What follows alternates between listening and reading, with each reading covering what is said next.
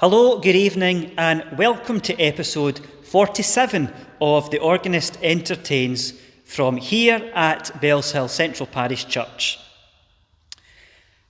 Episode 47 features more of your requests and dedications. This particular episode features requests from as far afield as South Africa and as close as Belvedere Terrace.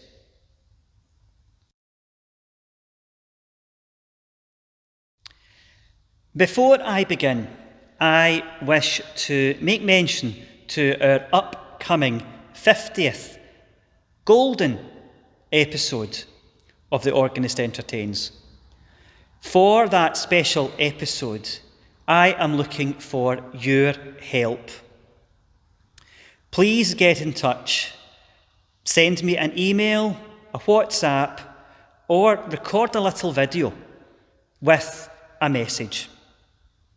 I would like to know how these almost 50 episodes have helped you throughout lockdown, have helped you whilst you cannot be connected with the building round about me, or your own church building. Have you found a hymn which you haven't heard for many years? Have you found a new hymn which you have grown to love? Please get in touch. Tell me how you have been engaged with the Organist Entertains. Those people who do get in touch, I will share your messages, your videos hopefully, with the others who tune in, so that they can see how much people have enjoyed me playing the organ week by week throughout lockdown. But we'll speak more about our 50th episode as we get nearer it. Tonight's first hymn request is requested by our friend from South Africa, Ed Anderson, and it has been requested by choir member Elspeth Dornan. It's the grand hymn, Praise to the Lord, the Almighty, the King of Creation. For those of you who have grown up in the Church of Scotland, sang in choirs, played the organ in Church of Scotland's, you will know that in CH3, the red church hymn book, Lob den Herrn, Praise to the Lord the Almighty, it was laid out so that the first part, da da da da da da da da da da da da da, repeated. Then you went on to the bit, da da da da. Now, in CH4, the hymn book that we now use in the Church of Scotland, Lobe den Herrn is still the set tune for Praise to the Lord the Almighty. However, they have taken the repeat out, which means the line da da da da da da da da da da da da da da. Yes, it is repeated, but it keeps going in the music. Now, the first time that I recorded this, I went on to automatic pilot and I went back to the beginning, got to the end of that first phrase, only to find it again instead of the da da da da. So I had to record it all again. So that's just a piece of organist humour, musical humour for those who follow along in the hymn books, etc. So you may see a little smile from me when we get to that halfway point in the recording today. However, that does not detract from this wonderful hymn of praise requested by Ed and Elspeth. Praise to the Lord, the Almighty, the King of Creation.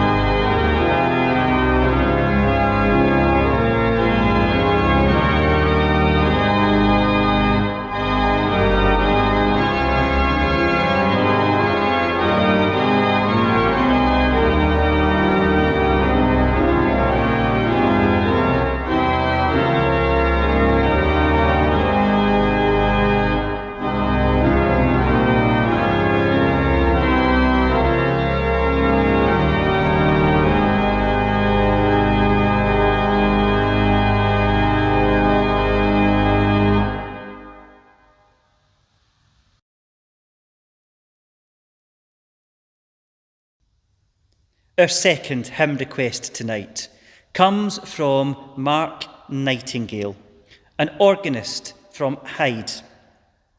He plays the organ in Denton Methodist Church. Like us all just now, his church is closed and he is missing his congregation and playing their hymns and praise. He's enjoying the Organist Entertains and regularly is sending in requests. O Love That Wilt Not Let Me Go is written by George Matheson. I'm going to read for you a short synopsis and history of that hymn, so please bear with me.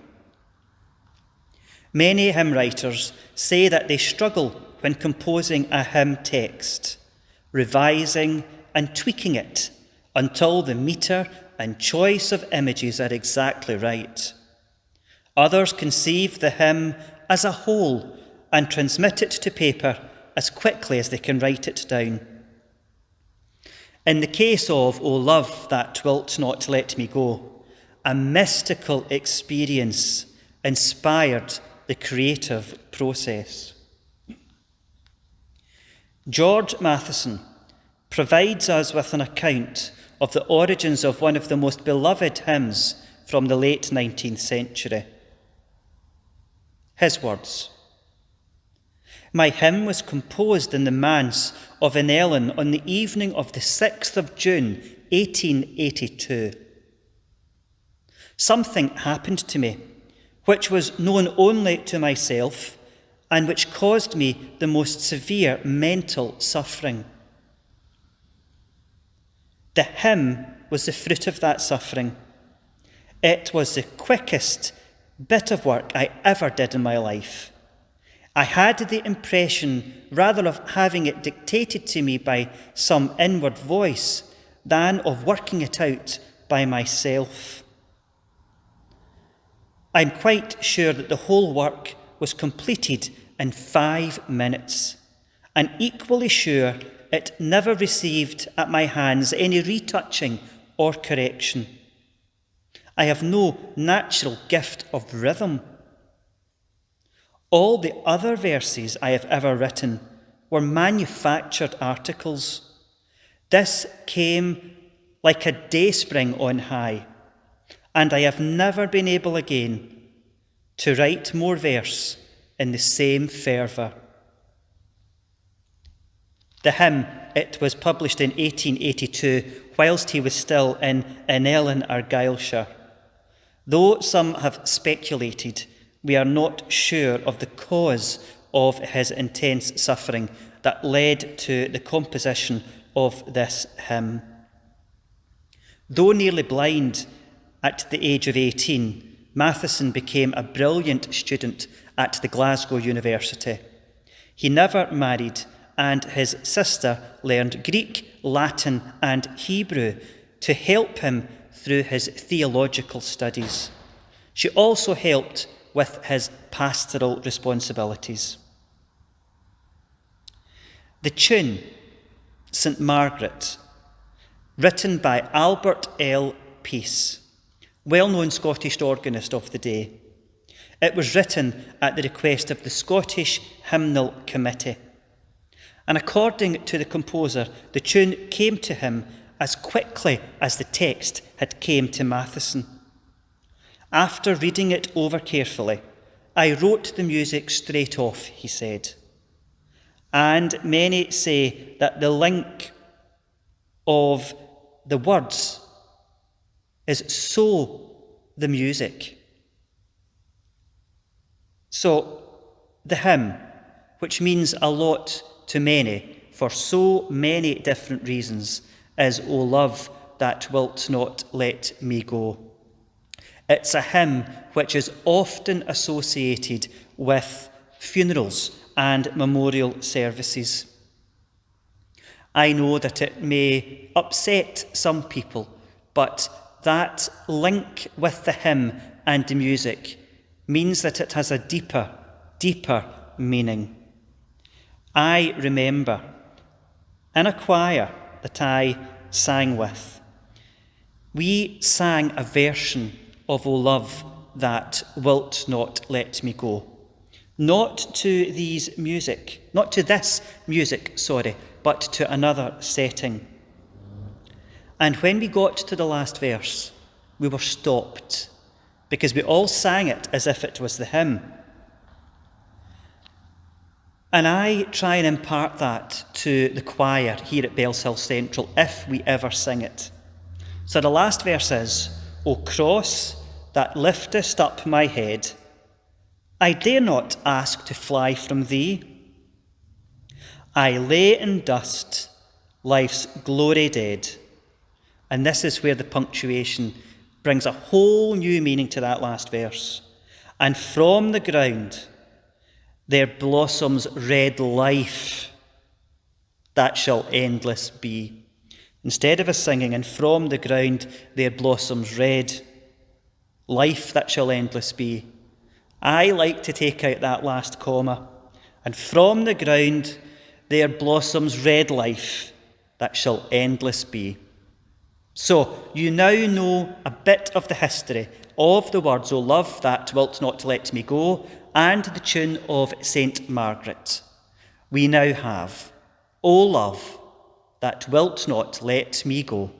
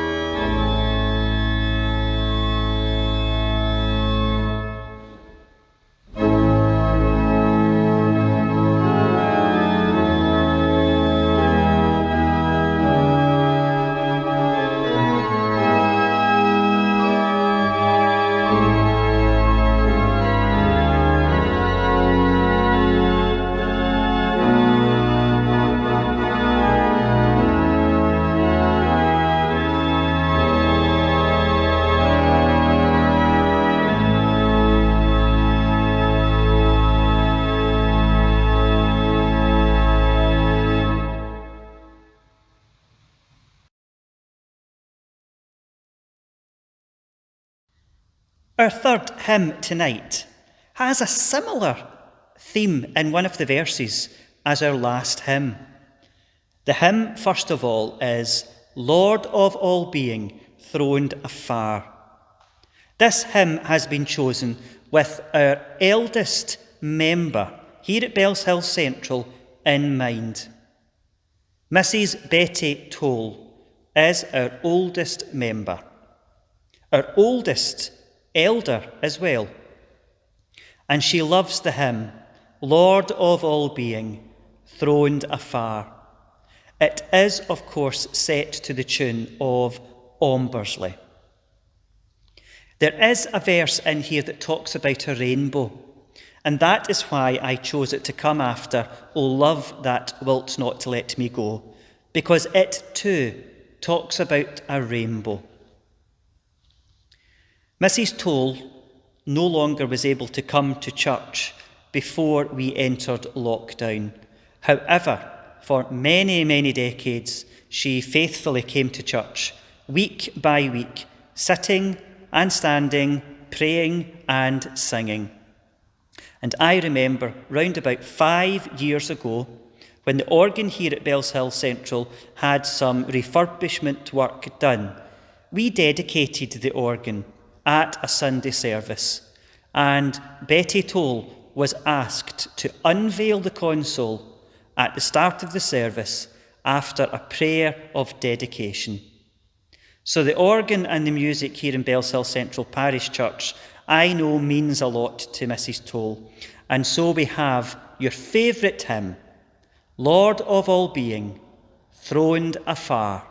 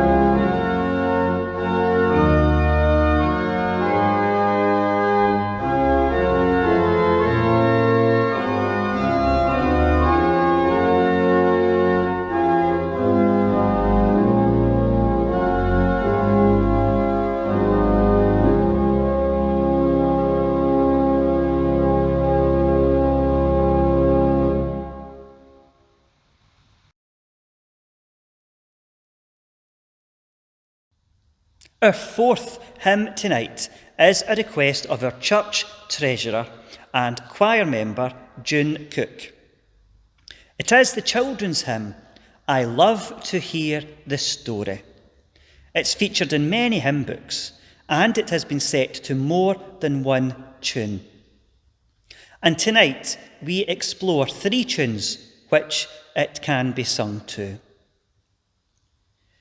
It no longer features in our current hymn book, and the first time that I remember it being chosen here at Bellshill Central was for our first big hymn sing after the organ had been refurbished and dedicated, with Mrs. Toll helping out. And we sang it to the tune which we all know and love, which is Angel's Story. However, before we come to that tune, I am going to play for you another 2 tunes which can fit it. Inder Vegan is a tune which it is set to in Church Hymnary 3rd edition. It's a half-metre tune, so you only get half of a verse to the tune. So when we sing it to that tune, it ends up with 6 verses. Another tune that we can sing it to is Thornbury, and it, thankfully, is the same length as Angel's Story, which means we sing 3 longer verses. Before we go on to hear it, the tune Thornbury had me chuckling as I was playing it. I call the tune Thornbury my arch nemesis. It's a tune which I believe many organist struggles with. I don't know whether it's the change of key in the middle or what, but I often find myself ignoring everything round about me and concentrating so intensely on the music that I end up sticking my tongue out, as you would do at school when you're concentrating. Now, I remember the first time that being pointed out to me was when I was the organist at Williamwood Church in the south side of Glasgow in Clarkston.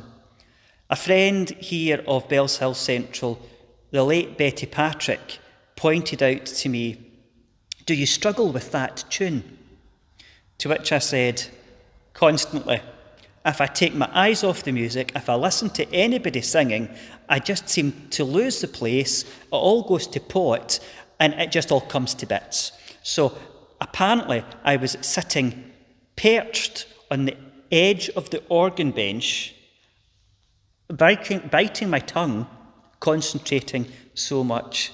And when I was playing it today, I'm thinking to myself, I seriously hope that I'm not biting my tongue and showing my concentrating face as I tend to do when playing this hymn. And as if by just a fluke of coincidence, I happened to have Betty's mission praise book sitting at the organ. And I had just played Thornbury and was looking to the next hymn which we're going to have. And I opened the mission praise book out, and a little note of hymn numbers and hymn words, etc., fell out of it. And it was notes that Betty had made. And believe it or not, this is what I'm going to read. The last hymn that day was "O Jesus, I have promised," which is, of course, set to Thornbury. So Betty is obviously still with us, watching and probably having a chuckle at this story of me sitting at the organ bench in Williamwood Church, tongue sticking out, concentrating on the music. However, we're not here to talk about Thornbury. We're here to sing Angel's Story. I love to hear the story that angel voices tell. Requested by June Cook.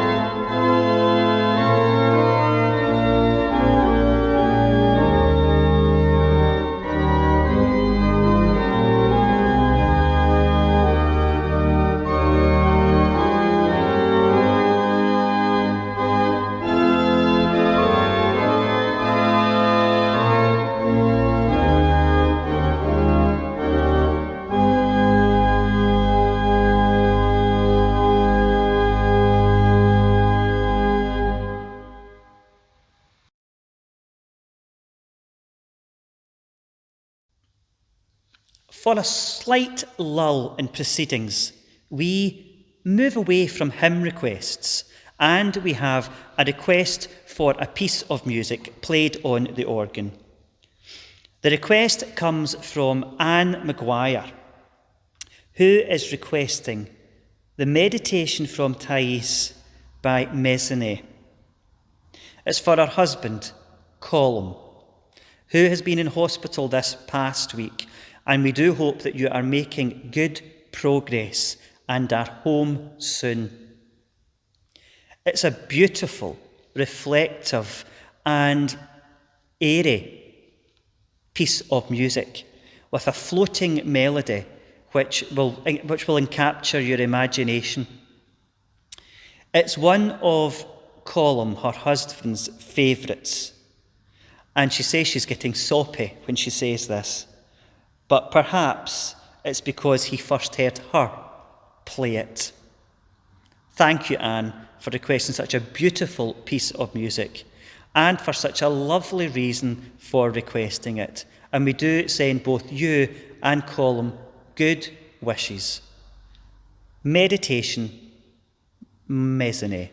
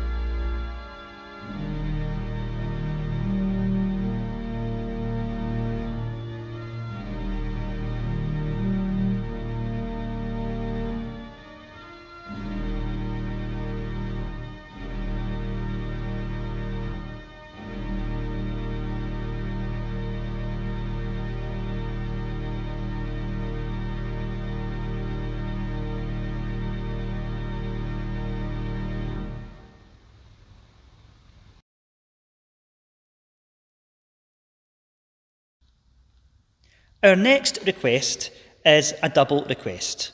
It was requested last week by my mum, Mary, but I didn't have room to include it, and it was requested during the week by someone else. The hymn is Far Round the World, Thy Children Sing Their Song, set to the tune of Dunblane Cathedral. We've had this hymn once before, so I'm not going to explain it all again to you. However, it's a hymn which I am sure we all love and remember from our Sunday school days, and that is exactly why Jeanette has requested it, that when she was in Sunday school many years ago, her favourite hymn was, of course, Far Round the World, Thy Children Sing Their Song.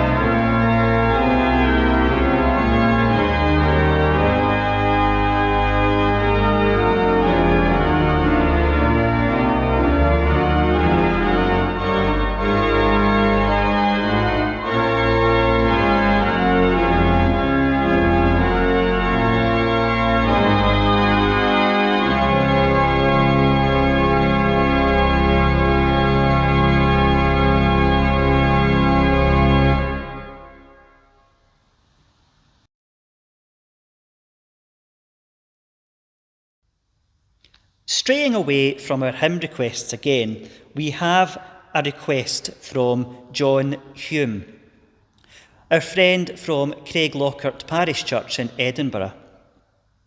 This request came to me a little bit late, after I had recorded last week's episode. It is a piece of music set to words by Burns, A Rosebud by My Early Walk. Now, I am recording this on the 31st of January, and people are still having Burns celebrations this weekend, so we're just tweaking Burns out an extra couple of days. John tells us that he only came across this particular piece of music a few years ago through his sister and brother-in-law, who were preparing for a Burns supper at their home in Culloden. He thinks it's got such a lovely melody, which immediately sounds recognisable. So hopefully it sounds recognisable with my playing, John. And thank you for requesting this, and I'm sorry that it missed last week. A Rosebud by My Early Walk. Words by Burns.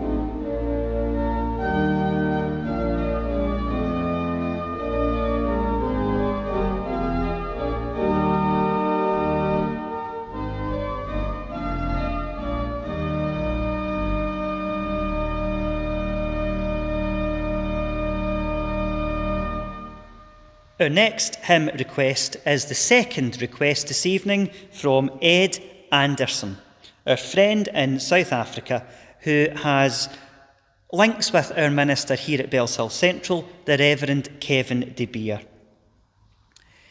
His hymn request is, "Are you washed?"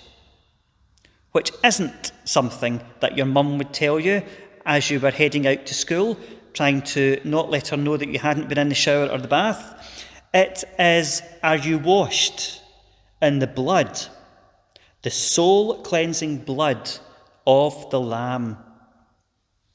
We have had this requested once before, and I think it may have been Elspeth Dornan who requested it, and it is an uplifting, joyful hymn in the Moody and Sankey vein, I believe.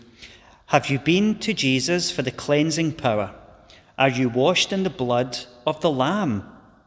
Are you fully trusting in his grace this hour? Are you washed in the blood of the Lamb? That phrase repeats itself all the way through it, and it is such a great phrase to be reminded of. So thank you, Ed, for your second request this evening. Have you been to Jesus for the cleansing power? Are you washed in the blood of the Lamb?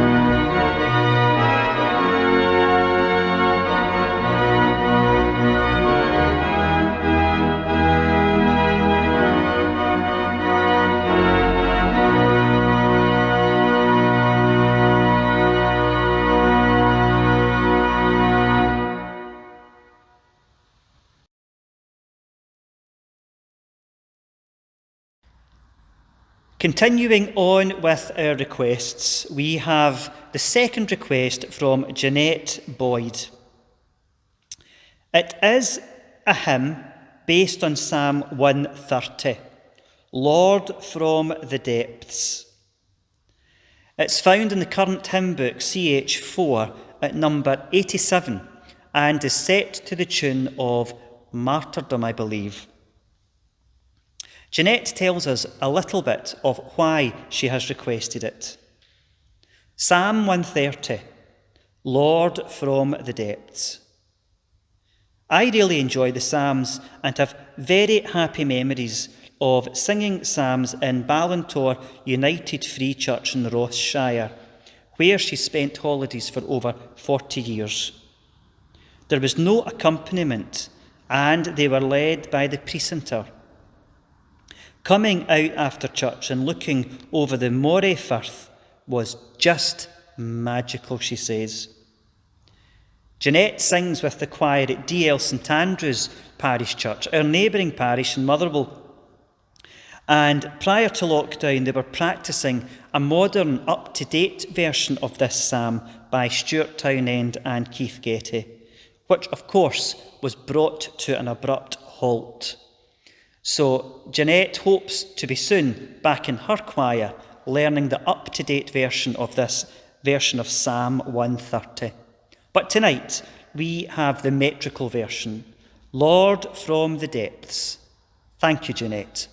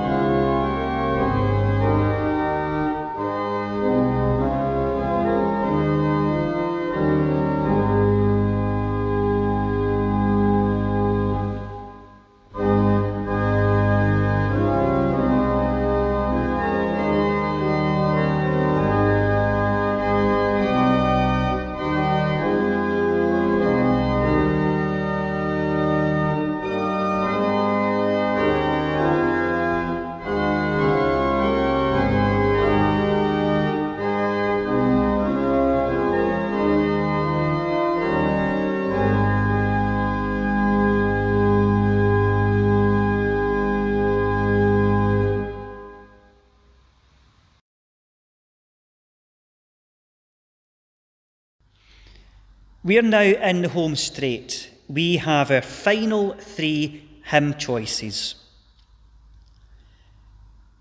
The hymn is The Old Rugged Cross, on a hill far away. And this has been requested by Catherine Bryden, otherwise known as Cathy, here a member at Bellshill Central Parish Church, an elder and our clerk to the congregational board. Just how many hats do you wear on Sunday mornings, Cathy? Cathy is my boss, as she likes to remind me from time to time, so when she makes a request, as I've said many times before, I always must include it. I don't want to get the wrath of my boss. The hymn which we have, the Old Rugged Cross, I have decided to be very limited in my choice of stops, the sounds, the tones and the colours. We have nothing above 8 foot. Now, I've explained before that an organ works with pipes, obviously, but they're all different lengths. But they're not just random lengths. They're based on a series of 8 foot, 4 foot, 2 foot, 1 foot, or going the other way, 16 foot and 32 foot. The organ here at Bellshill Central was built in 1930 and is typical of that era. It has a plethora of 8 foot stops, which creates a rather lush, romantic sound. So I have tried not to use anything above 8 foot for this particular hymn, the Old Rugged Cross. It hopefully lets you feel and hear and experience the lush, soft, warm tones of our organ here at Bellshill Central. So thank you, Cathy, for requesting the Old Rugged Cross, allowing me to show our viewers and listeners the lovely warm tones of our church organ here.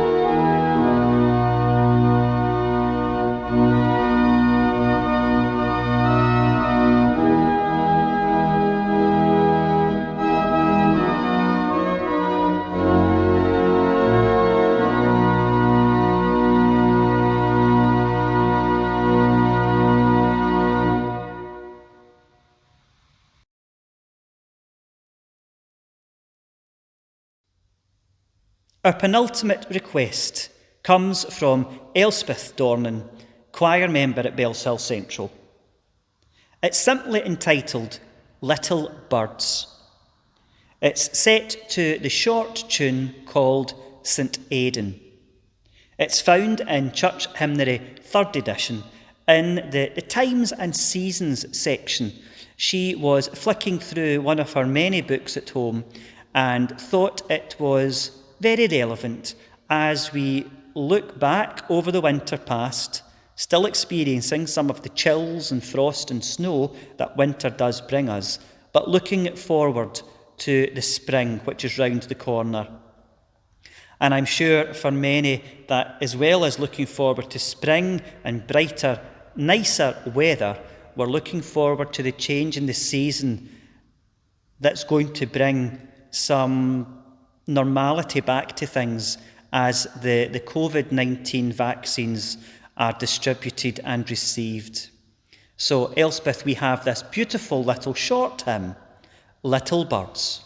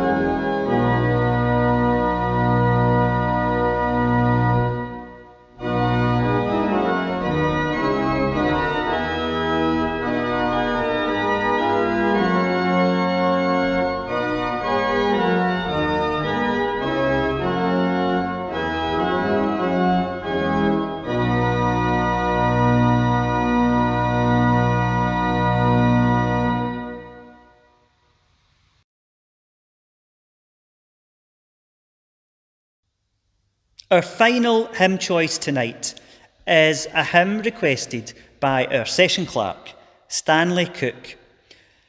He is also a member in our church choir and loves this type of song. It is the foot-tapping, good, joyful singing song, "When the roll is called up yonder, I'll be there."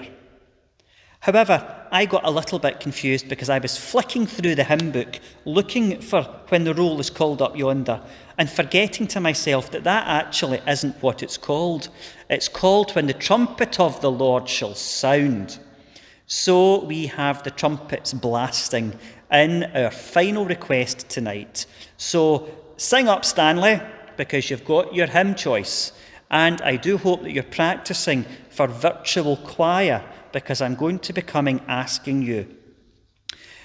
But all joking aside, thank you for requesting such a lovely, joyful and uplifting hymn to finish tonight's 47th episode of the Organist Entertains.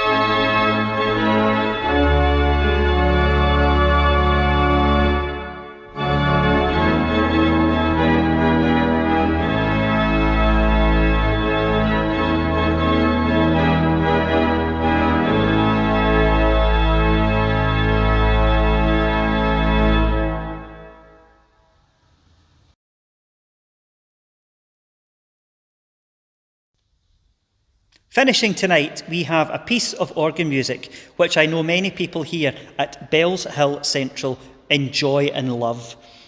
It is the prelude from Charpentier's Te Deum. Now, he wrote 6 Te Deums, and Te Deum is basically Latin for "We praise thee, O God." Only 4 of them have survived, and largely due to the popularity of this prelude, the best known Te Deum is the one in D major, written between 1688 and 1698 during Charpentier's stay at the Jesuit Church of St. Louis in Paris, where he held the position of musical director. It features the reeds of our organ as the solo, accompanied by the grand diapason sounds. And I can really remember people skipping up the aisle as they left the church on Sundays when I play this as the concluding voluntary. Hopefully, I play the right pedal notes, because there are some lovely dotted rhythmic passages that the feet get to play, and you'll see that in either that corner or that corner throughout the duration of me playing. In fact, you've probably seen my feet for the duration of tonight's episode. Afterwards, I do hope that you stay safe, you keep well, and that we will join together next week in the 48th episode. So in closing, we have the prelude to the Te Deum by Charpentier.